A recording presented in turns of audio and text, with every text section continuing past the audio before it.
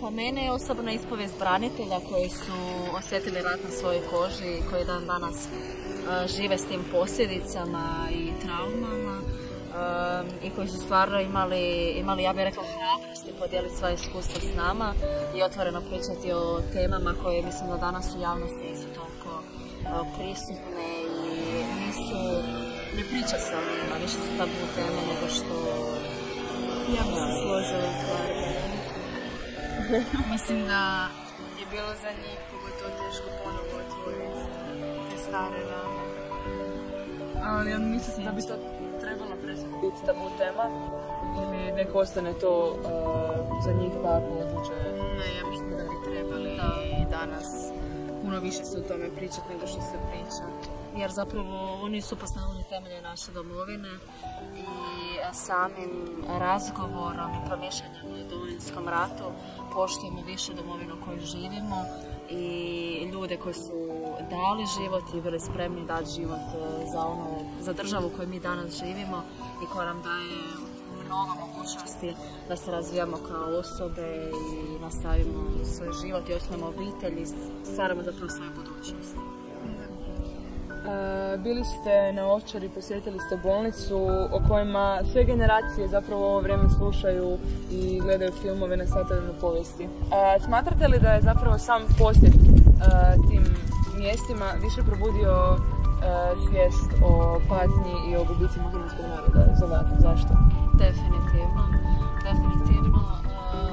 Jer zapravo prije mi puno čujemo o njima, pogotovo na satu povijesti i o Ovčari, i o genocidu, i o svemu, ali zapravo čovjek nije svjestan koliko je zapravo monstruozno bilo to njihovo djelovanje četnika i Srba nad našim narodom, da tek kad čovjek dođe tamo i vidite slike i mlade ljude, trudnice i zapravo to groblje, čovjek postane svjestan te velike tragedije i razdoblja u povijesti koje je ostavio toliki trag na našem narodu da je to nezaboravno.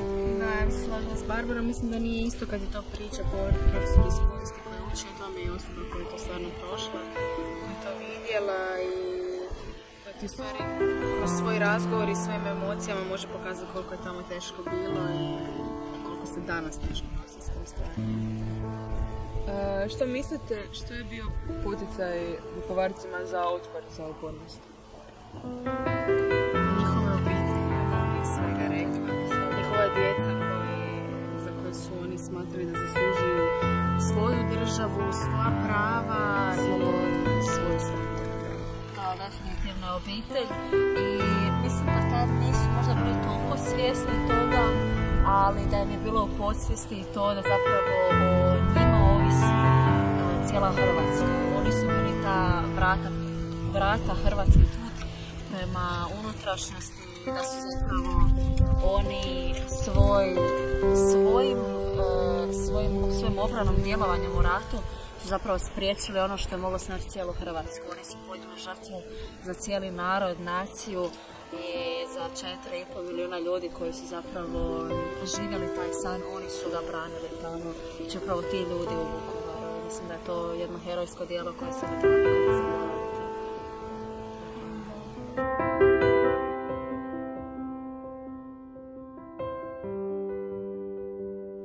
Što te osobito dotaknulo? Najviše posjet bolnici, kada smo gledali taj jedan film na početku, kojem smo vidjeli zapravo sve njihove patnje i kako vode ranjenik u tu bolnicu, kojeg nažalost mnogi ne prežive. Posebno me dotaknulo to što je tamo bilo stvarno puno djece i scene u kojima jednostavno ljudi dolaze bez, na primjer, bez jedne ruke, pa onda jadni liječnici koji ovako nemaju baš neke velike uvjete rada, moraju zbrinjavati sve njih oko, ja mislim, 70 svaki dan novih pacijenata je bilo, kojih je sigurno pola zatraživalo neku operaciju malo složeniju. I sad puno više suosjećam zapravo sa čak liječnicima, ne toliko sa samim žrtvama, mada zvuči malo sad loše, ali koliko god su patili žrtve same, tako i liječnici, jer oni su imali na duši sve njih i morali su jednostavno raditi od 0 do 24. A osim bolnice još me dotaknulo same priče branitelja koje smo čuli tamo, koji su bili u ratu i proživjeli su stvarno svašta. I oni to najbolje iz prve ruke znaju. Same općenito strahote rata, patnje i tako. Puno više nego što ćemo mi na primjer čuti u školi od nekih profesora koji možda niti nisu bili u ratu, nego više znaju na teoretskoj razini. Tako da ljudi, ako nisu učeni, neki povjesničari ili tako nešto, tu su proživjeli i puno bolje će ti ispričati nešto, neke događaje nego i najveći povjesničar ako on to nije doživio. Eto. Bili ste u Ovčari, posjetili ste bolnicu o kojima sve generacije u ovo vrijeme slušaju i gledaju filmove na satovima povijesti. Smatraš li da ti je sam posjet tim mjestima više probudio svijest o patnji i gubicima hrvatskog naroda i zašto? Definitivno, upravo već sam rekao, same te scene koje smo vidjeli po filmovima, u bolnici, stvarno strahote. Onda kad nam ljudi pričaju šta se događalo, i čak u bolnici imate, od gipsa su napravljeni ljudi, kao makete neke, da se vide kako je to bilo poslagano lijepo. Znači imali ste ono po 3 kreveta, znači na kat, ljudi su bili unutra, nisu se mogli micati, hodnici su bili puni,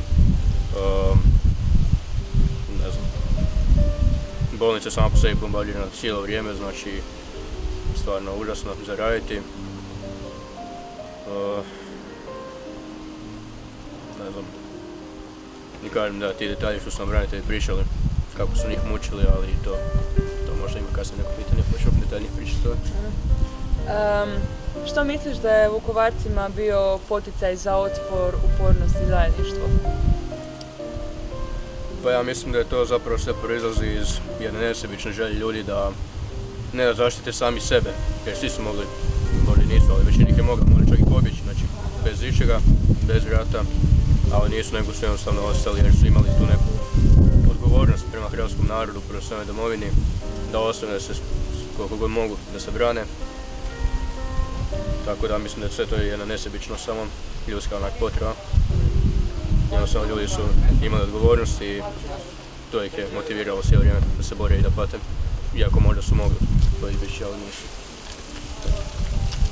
Hvala ti puno. Ne moraš.